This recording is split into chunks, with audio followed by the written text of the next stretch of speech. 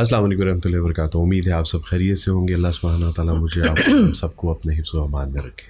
ناظرین، اکثر ہم سنتے ہیں کہ cricket star, film star, national star, لیکن کبھی ہم نے یہ نہیں سنا کہ اسلامک سٹار بھی ہوتے ہیں. لیکن اسلامک سٹار ہوتے ہیں وہ لوگ جنہوں نے اسلام کی خدمت کی ہوتی ہے اور وہ آسمان پہ ستاروں کی مانند چمکتے ہیں. ان کی محنتیں، ان کے اخلاص اور ان کی خدمات جب وہ سر انجام دیتے ہیں تو رہتی دنیا تک ان کو یاد رکھتی ہے.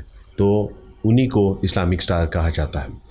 اللہ سبحانہ و تعالیٰ کی توفیق سے ہم نے آج ایک سلسلہ شروع کیا ہے، اور وہ سلسلہ یہ ہے کہ اسلامک سٹار کی بایوگرافیز ہم آپ کے سامنے پیش کریں گے. آج ہمارے ساتھ موجود ہیں پاکستان کی معروف، خاص کر علمی حلقوں میں ان کی نمایاں خدمات ہیں، ان کا کردار ہے.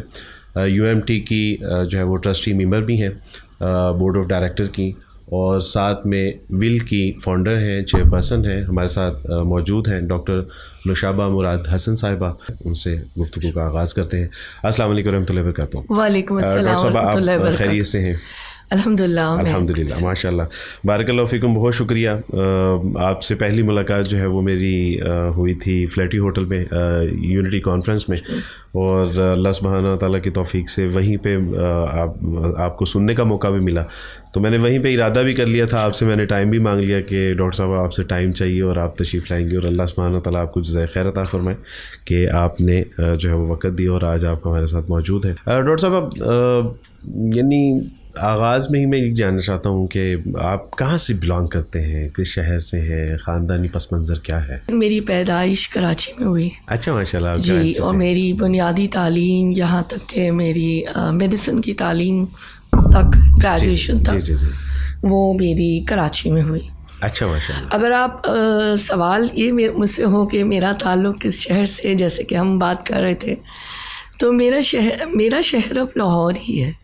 جی، اور میں تھوڑا سا اگر آپ اجازت دیں تو پس منظر بتاؤں. جب میں 87 میں لاہور آئی بیاہ کر، تو میرا 1.5 سال پڑھائی کا فائنل ایئر میڈیسن کا باقی تھا.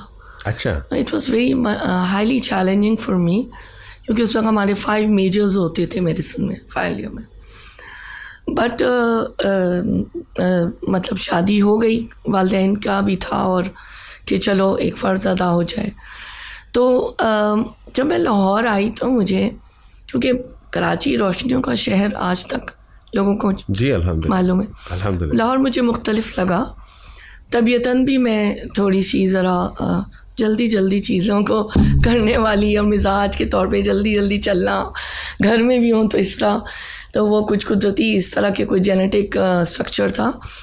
مجھے لگا لاہور میں لوگ آہستہ چل رہے ہیں، مدھم بتیاں ہیں، گاڑیاں بھی آہستہ چل رہی ہیں، اور لوگ بھی بہت کم ہیں، ٹریفک بھی بہت کم ہے. 87 کی بات کریں، آہستہ میں اتنی رچ بس گئی یہاں پر.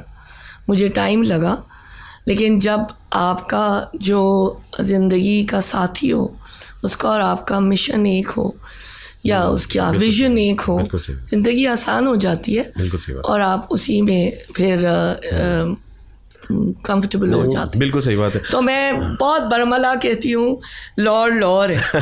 الحمدللہ، اینڈ آئی لو لاہور. ماشاء اللہ، thank you very much. Doctor صاحب، عموماً ہوتا تو یہ ہے کہ بچیاں یہ سمجھتی ہیں کہ پڑھنے کے یعنی شادی کے بعد پڑھائی جو ہے اس پہ جو ہے وہ فل اسٹاپ لگ جائے گا، لیکن آپ نے بتایا کہ جب آپ کی شادی ہوئی تو 1 سال باقی تھا، تو پھر کیسے کنٹینیو کیا آپ نے؟ میرے لیے میں نے یہ میرا مطلب میری کمٹمنٹ تھی، اور میرے ہسبینڈ بھی کمیٹڈ تھے کہ وہ مجھے گریجویشن پوری کرنے دیں گے، ماشاءاللہ. اور میرے سسرال والے بھی الحمدللہ سب بہت زیادہ تعلیم یافتہ لوگ ہیں، میرے میکے میں بھی اور سسرال میں بھی. ڈاکٹرز ہیں، انجینئرز ہیں، PhDs ہیں، ہم لوگ سب پروفیشنلز ہیں بیسیکلی، اور ہماری نیکسٹ جنریشنز بھی الحمدللہ. تو یہ کمٹمنٹ، رکاوٹیں بیچ میں تھوڑی آئیں، کیونکہ میں اپنے کارٹنز اٹھا کے لاہور لے کر آتی تھی کتابوں کے. آپ کو پتہ ہے میڈیکل بکس بہت زیادہ، تو بٹ 2-3 دفعہ میں آئی، لیکن اس کے بعد پھر یہی طے ہوا کہ میں جم کر والدین کے گھر ہی کراچی میں اپنی پڑھائی کی میں نے. نہ صرف بلکہ آپ نے جو ہے وہ اپنی تعلیم مکمل کی، بلکہ اس میں آپ نے ایک نمایاں پوزیشن بھی حاصل کی پھر. میڈیسن تو میں نے MBBS میرا ہو گیا نا. اچھا. اس میں آئی واز اوکے، الحمدللہ. ایوریج تھی، کوئی اتنا میرٹ نہیں تھا میرا ہائی.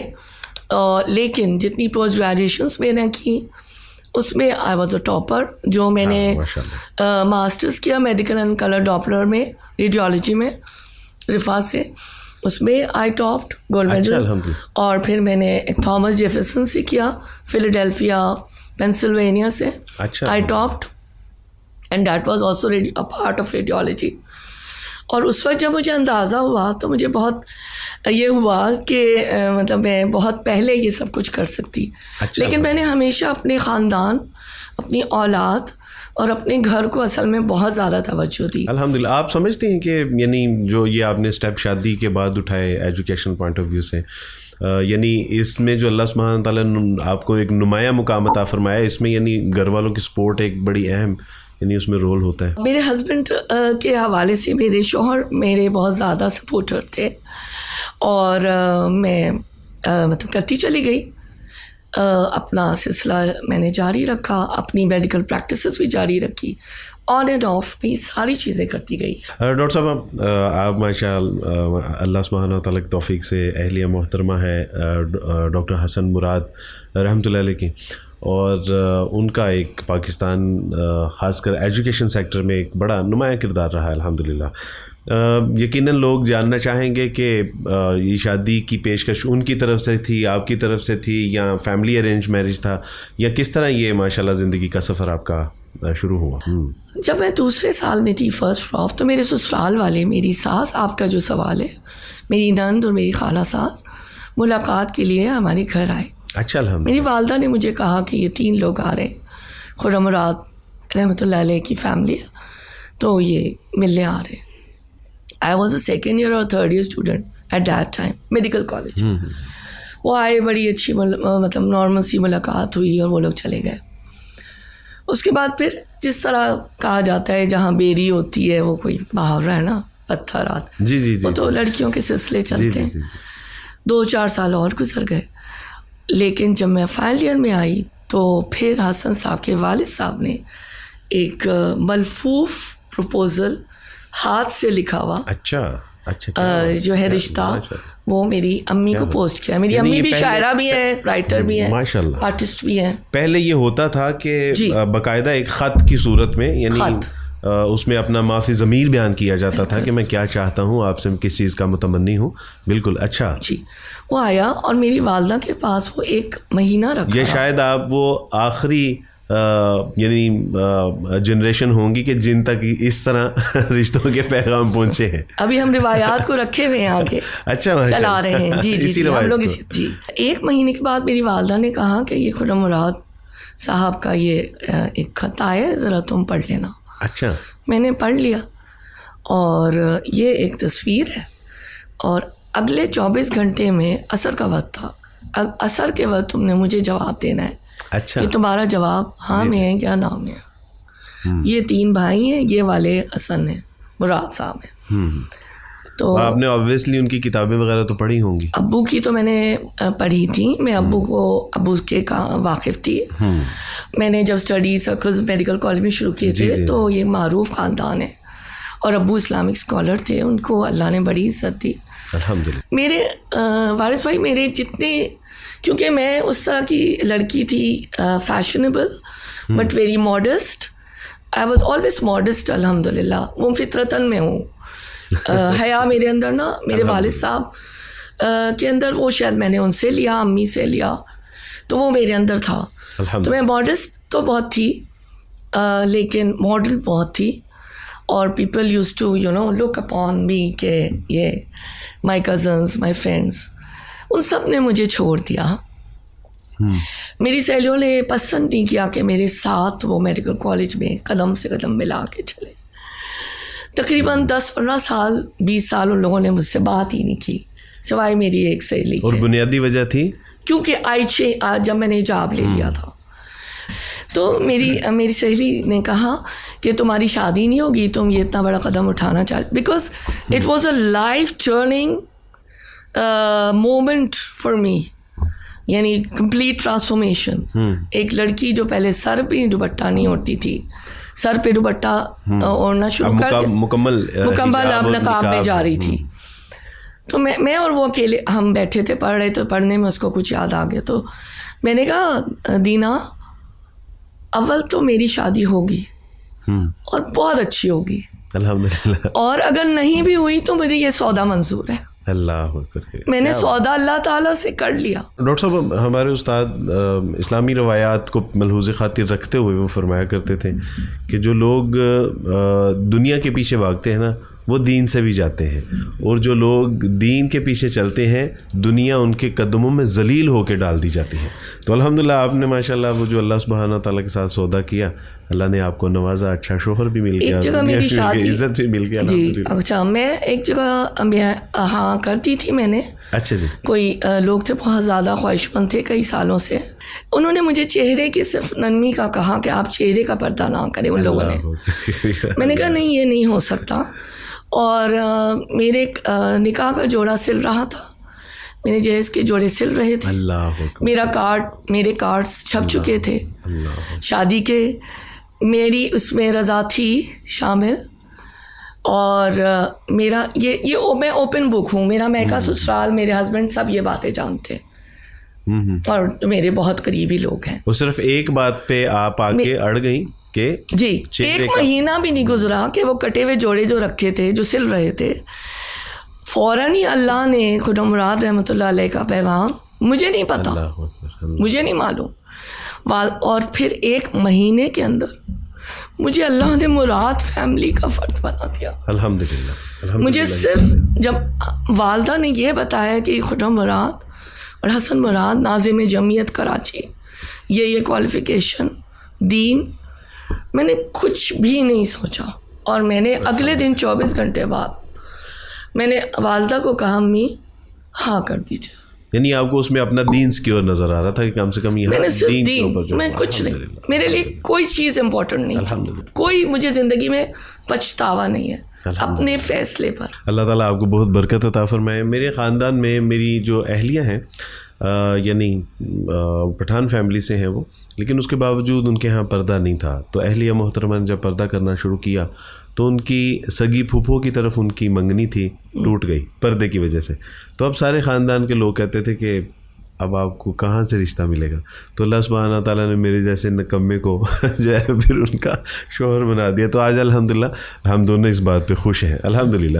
تو بالکل جب اللہ کی رضا کے لیے, اللہ دین کی خاطر ہم کوئی کسی چیز کو سیکریفائی کرتے ہیں تو اللہ سبحانہ تعالیٰ اس کو ضائع نہیں کرتے, بلکہ اس کا نعم البدل ضرور ہمیں عطا فرماتے ہیں. ڈاکٹر صاحب, یقیناً ہمارے ناظرین یہ بھی جاننا چاہیں گے کہ وہ کون سی ایسی, ماشاءاللہ والدین تو ہوتے ہی ہیں, یہ فرسٹ انسپائریشن ہوتی ہے اور پہلی درسگاہ بھی ہوتی ہیں, استاد بھی ہوتے ہیں, لیکن آپ کی زندگی میں وہ نمایاں ترین شخصیات وہ کون سی گزری ہیں کہ جن سے آپ نے دین اور دنیا دونوں اعتبار سے آپ نے اسباق حاصل کیے ہیں, جن کو آپ سمجھتی ہیں کہ یہ میرے مینٹور ہیں, استاد ہیں, مربی ہیں, مرشد ہیں؟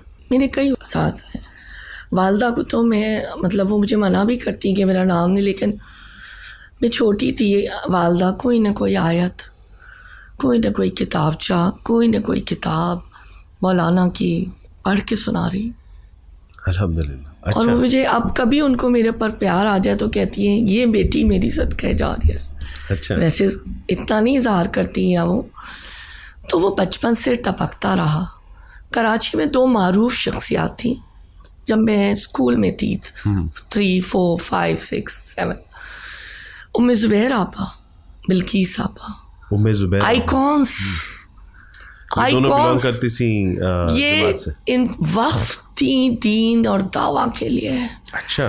اتنی خوبصورت شخصیات تھیں, محبت کے خمیر میں گندھی ہوئی. اللہ نے مجھے ایسے ایسے لوگ میرے سامنے, ان لوگوں کی آگ میں کھیلی ہوں, پلی بڑی ہوں. سبحان اللہ. امی نے وضو کرنا سکھا دیا, بچپن سے عمر بھی نہیں ہوئی, ہر وقت وضو سے رہو, تو وضو, چلو بیٹا نماز, لگ گئے.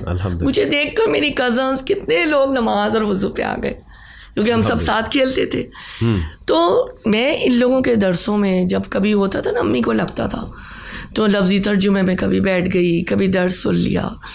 دینی محفلیں, علمی محفلیں, قرآن, حدیث, لٹریچر, یہ وہ لوگ ہیں جو میرے بچپن کا اثاثہ ہیں. الحمدللہ. میں ان کو درخشاں ستارہ, بہت چھوٹا لفظ ہے, اللہ کروٹ جنت نصیب کرے. ڈاکٹر صاحب, اب کس طرح یعنی ایجوکیشن سیکٹر میں آنے کا, ظاہر ہے آپ نے جس طرح بتایا کہ سارا خاندان یعنی ادھر سسرال سے بھی اور آپ کے اپنی فیملی میں بھی سارے پڑھے لکھے لوگ تھے, ایجوکیشن سیکٹر میں قدم رکھنے کا خیال کیسے آیا؟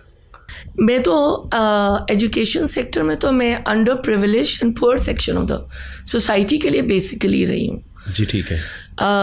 جو کہ میں میرے خیال 22 سال ہو گئے میں اس کی کو ٹیم میں تھی. جی. بیٹھک اسکول سسٹم معروف میں نام ہے, social education welfare society, registered NGO ہے under the societies act of 1996. ٹھیک ہے. بیسیکلی قاضی حسین احمد نے یہ ایک ماڈل تیار کیا تھا پورے پاکستان میں سب سے پہلے, ایک کمرہ ایک استاد کے ماڈل پہ, جس کو بہت سارے لوگوں نے کاپی کیا. اب اس کے تحت 18, 19, 20 ہزار بچے پورے پاکستان میں.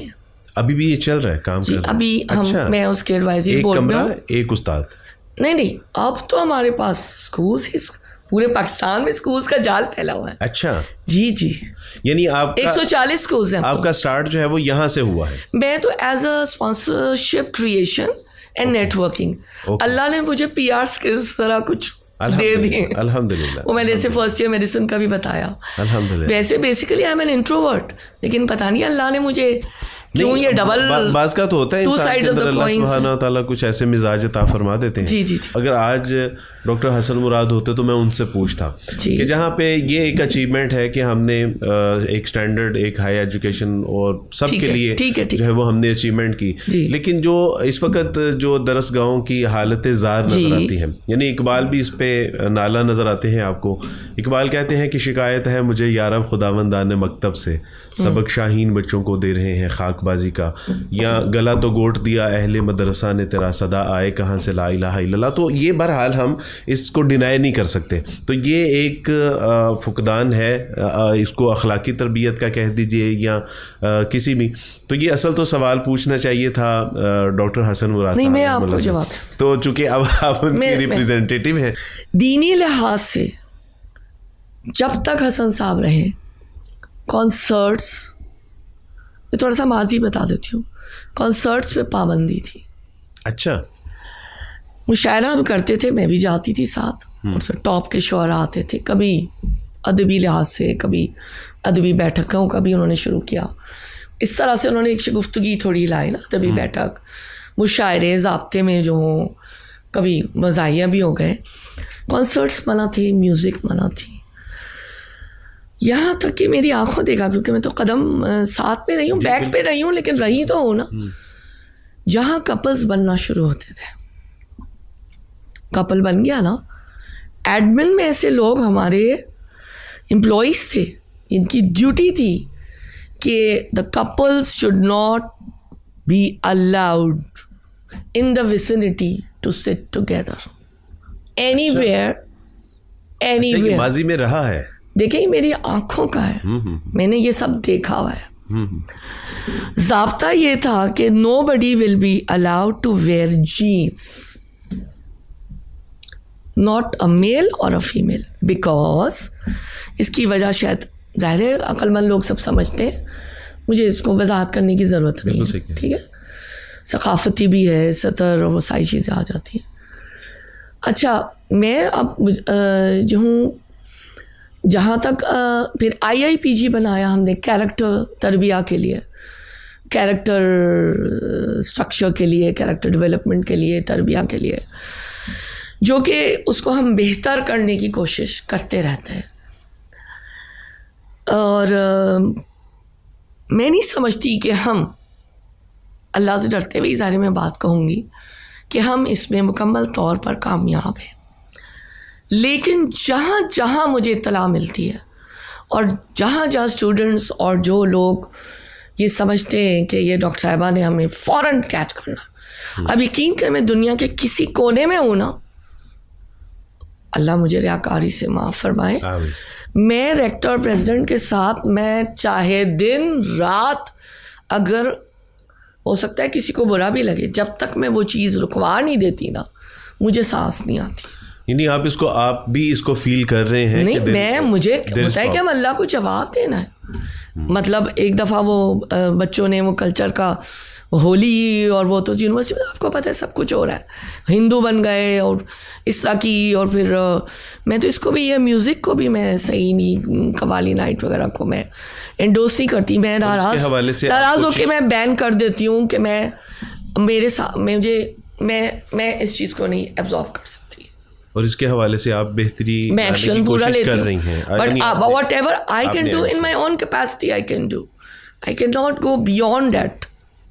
اب میں آپ کو یہ کیسے ایکسپلین کروں، مطلب آئی ڈو، مطلب میرے لیے تسلی کا سامان اتنا ہی کافی ہے کہ آپ نے فرمایا کہ ایک تو میں کچھ چیزوں کو ویسے ہی بین کر دیتی ہوں، میں اس کی یعنی پرمیشن نہیں دیتی، اور جہاں تک بات ہے تربیہ کی تو آپ نے ڈپارٹمنٹ کا بھی آغاز کیا اور کوشش کر رہے ہیں، لیکن سب سے خوبصورت بات یہ ہے کہ آپ ایڈمٹ کر رہے ہیں کہ یہ مسائل ہیں اور ہمیں اللہ کو جواب دینا ہے، اور اسی حوالے سے ظاہر انسان بہتری کی طرف قدم اٹھاتا ہے. اور اس کے لیے میں مسلسل فکر مند بھی رہتی ہوں الحمدللہ، کیونکہ گھر میں ہم آفس نہیں چلاتے نا، تو پراپر ہم اس کے اوپر میری ریکمنڈیشنز ہوتی ہیں، اور مجھے یہ ہوتا ہے کہ یہ اس طرح سے یہ امپلیمنٹ ہونا چاہیے. ایک دن میں نے اپنے بیٹے سے پوچھا ڈاکٹر صاحب، میں نے کہا کہ بیٹا وہ آپ نے دعا تو پڑھتے ہوں گے، لب پہ آتی ہے دعا بن کے تمنا میری، تو اس نے کہا کہ پاپا ایک عرصہ ہو گیا کہ اب وہ ہمارے اسکول میں نہیں پڑھائی جاتی.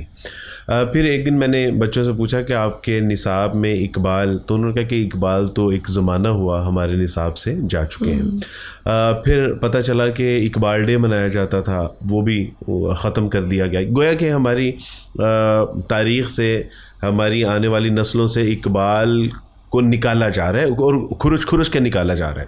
اے جے اروی ایک یورپین مصنف ہے، وہ کہتا ہے کہ اگر مسلمانوں کو، مشرق والوں کو اگر اقبال سمجھ آ جاتا تو مغرب والوں کی شامت آ جاتی.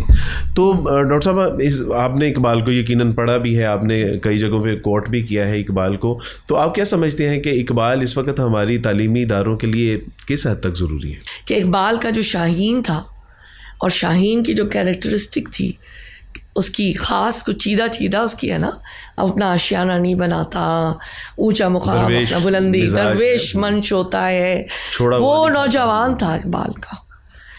اقبال نوجوان کو سمبلائز انہوں نے کیا، جہاں تک میں سمجھتی ہوں. جی تو اس وقت ہم نے میں آپ کو نام لینا چاہوں گی، انجینئر وحید خواجہ صاحب، آپ جانتے ہوں گے، فکر اقبال فورم کے اس کو انہوں نے انہوں نے اس کو شروع کیا تھا. اب انہوں نے مجھے، خیر اس میں بلاتے ہیں، میں جاتی ہوں.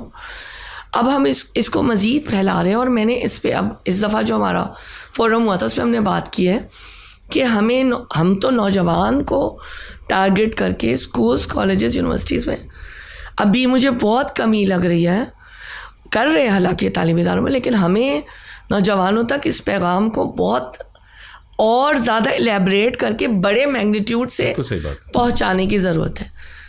اقبال نے خود کہا نا، خود کو غلامی سے آزاد کر اور جوانوں کو پیروں کا استاد کر. تو اگر ہمارا آج کا نوجوان یہ سمجھ لے گا نا، اور تو پھر وہ آگے ظاہر ہے اس کا رول ماڈل اس کو بننا ہوگا، ورنہ تو پھر وہ خواب علامہ اقبال کا ہمارے اوپر ایک احسان یہ ہے کہ اس نے ہماری زبان میں قرآن و سنت کو اور جو کانسیپٹ آف اسلام ہے اس کو ذرا ہماری زبان میں اس نے بتا دیا، اور پھر اختصار کے ساتھ اسلام کا جو آبسٹریکٹ ہے، قرآن کا جو پیغام ہے، اس نے جو ہے وہ اپنے اشعار میں، اور یعنی گویا کہ کوزے میں سمندر کو بند کر کے، تو یہ اللہ سبحانہ ہوتا. تو میں سمجھتا ہوں کہ یہ تو اس پہ آپ سے آج میں نے ایک وعدہ بھی لینا کہ آپ اپنی کم سے کم یونیورسٹی میں اقبال ڈے کے اوپر جو ہے وہ کوئی سیمینار یا کوئی اس طرح کا ایونٹ ضرور پلیز اس کے حوالے سے. اللہ سبحانہ تعالیٰ آپ کو جزائے خیر عطا فرمائے.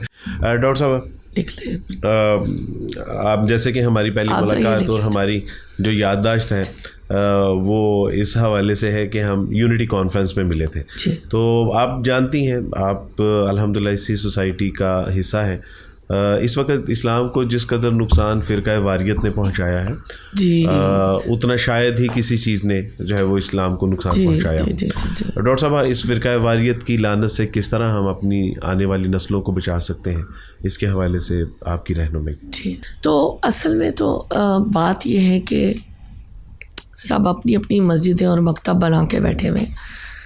صورتحال تو یہ ہے نا کہ ہر کوئی سمجھتا ہے میں بیسٹ ہوں. اس چیز کا تو ہم نہیں علاج کر سکتے, گھٹی میں پڑ گئی ہیں چیزیں. ابھی ہمیں کرنے کی ضرورت ہے, جو میں یہ بات سوچ رہی تھی کہ جو سورہ آل عمران میں اللہ تعالیٰ 64 میں اللہ تعالیٰ فرماتے ہیں کہ کہہ دیجئے اے اہل کتاب آ جاؤ اس بات کی طرف جو ہمارے اور تمہارے درمیان یکساں برابر ہے. قل یا اہل الکتاب تعالوا الی کلمۃ سواء بیننا و بینکم. وی شوڈ, ہم کو کامن گراؤنڈس پہ ملنے کی ضرورت ہے. ایگزیکٹلی ہے نا.